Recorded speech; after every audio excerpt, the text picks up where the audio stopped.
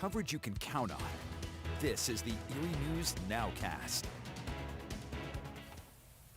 Hey, good morning, everyone. Thanks for tuning in here on Facebook Live for the Erie News Nowcast. I'm Brissa Bradfield. Do want to get your morning started off with the first check of that forecast. David, we've got snow on the sides of that road behind you. Yeah, still a little bit of lingering snow out there right now in Warren as we get a look at our Christmas scene out there. And you can see that the main road's really not too bad. Still some slushy spots out there, and definitely even some icy spots on some of those untreated surfaces as temperatures are sub-freezing. Now the snow will start to dissipate, and we are looking at mostly cloudy skies this afternoon. Maybe another isolated rain or snow showers we get towards the evening hours, but you can see a bulk of the snow continues to shift on out. A lot of clouds in place, but we will have a few breaks from time to time, allowing some of that sunlight through, but in general you can see a hefty amount of clouds. Weak cold front coming through tonight. That will trigger a couple of isolated rain or snow showers, but really that's not lasting overly long, and we see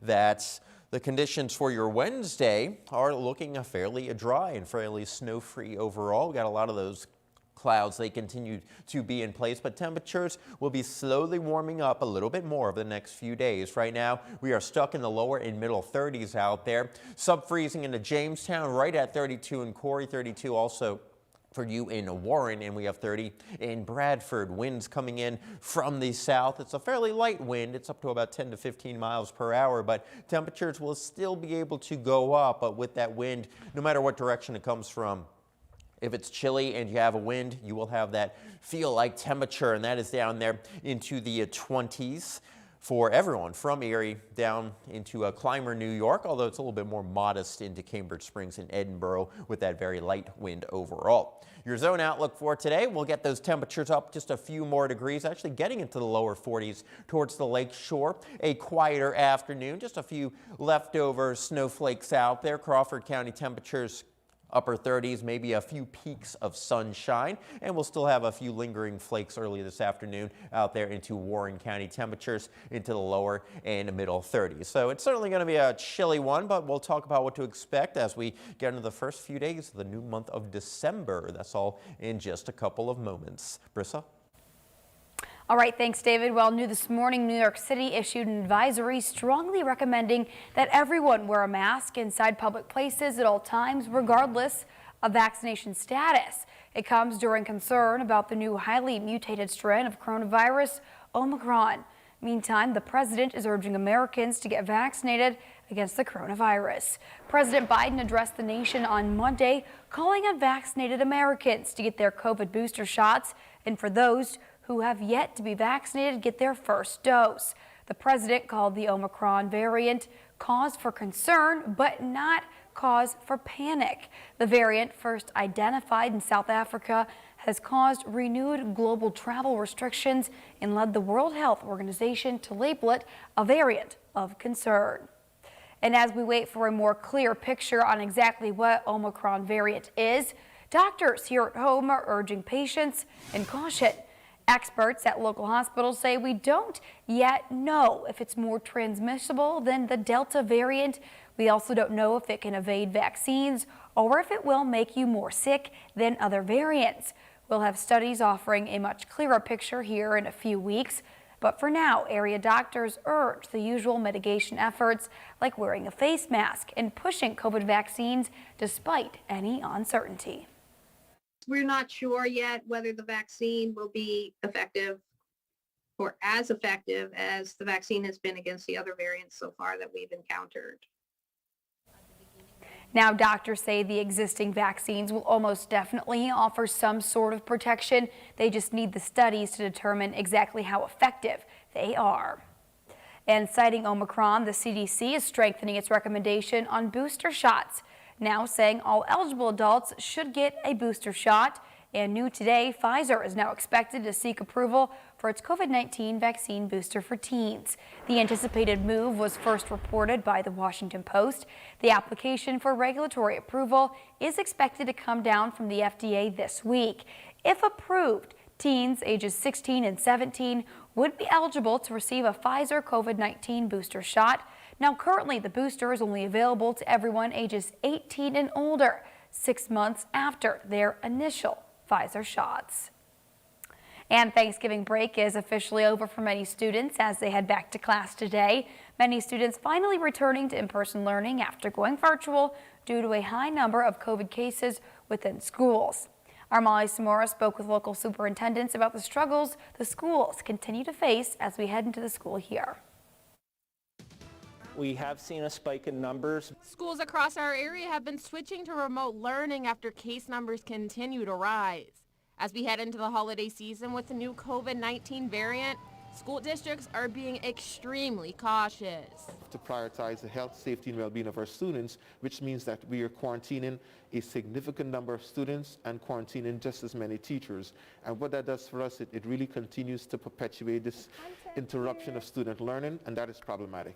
But switching between remote and in-person learning has its challenges. It's really disappointing when you see a kid miss a graduation because of being a close contact or not being able to participate in a really important extracurricular activity because of the pandemic. Local districts are hopeful that even though these next few months will be difficult, stay in person through the holiday season. We're hoping maybe later this year, closer to spring, that things will start to get back to normal and we'll be able to lift some of those mitigation measures. And that was our Molly Samora reporting there. Well, here at Erie News Now, we are continuing to make it our mission to help you navigate through this year's holiday rush. And as supply shortages and shipping delays make many unsure if they'll receive their gifts on time this holiday season, one local gift shop is ready for a big holiday rush this year. Our Elena Jonathan visited one and brings us this next story. Vintage Wonderland Curiosity and Gift Shop on West 8th Street provides gifts for everyone all year round. And every Saturday, owner Jared Croto puts a call out on Facebook. Shop local and support local. Shop small, shop local, eat local, support your local stores every Saturday all year long, not just Small Business Saturday once a year. Not only is Croto relying on revenue to get him through, most of my sales come from the next month, so if I don't make my next month, there's a chance I might close too. And then she makes ice cream sandwich ones out of the same thing. She's got pierogies over in the corner, spaghetti and meatball bath bombs. It's crazy. So are 32 other vendors in his shop, hoping they make enough money to put presents under the trees for their families. Most of my vendors are single mothers or families that have not found permanent jobs yet from COVID. So they are helping to pay and put food on the table. This year has been quiet for the gift shop. Croto isn't too sure why. He thinks supply chain issues and shipping delays have shoppers nervous about getting their perfect present.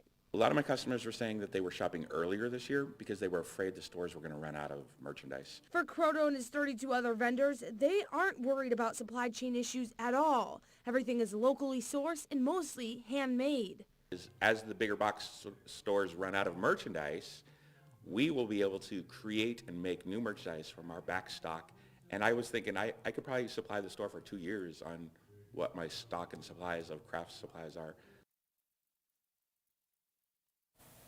And that was our Elena Jonathan reporting there. Well, new this morning, we now know one of the acts set to perform at next year's Crawford County Fair, and this one might be a little familiar to fans of America's Got Talent.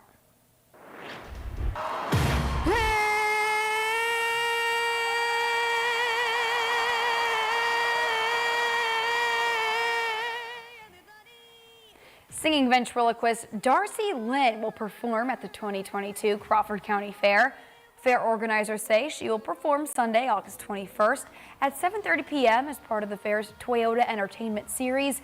Lynn is the youngest contestant to ever win NBC's America's Got Talent. Tickets will be available online starting this Saturday, February 4th. They'll range from $15 to $33.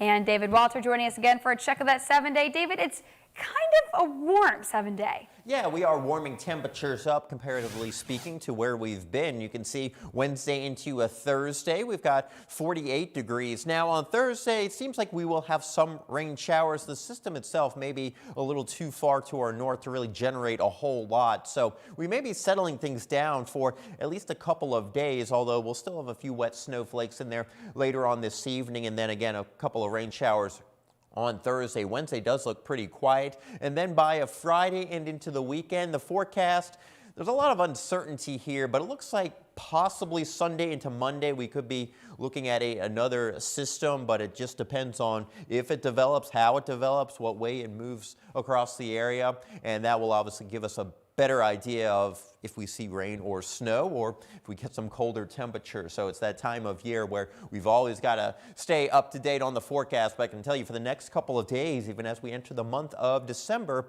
we are seeing a little bit of a warming trend.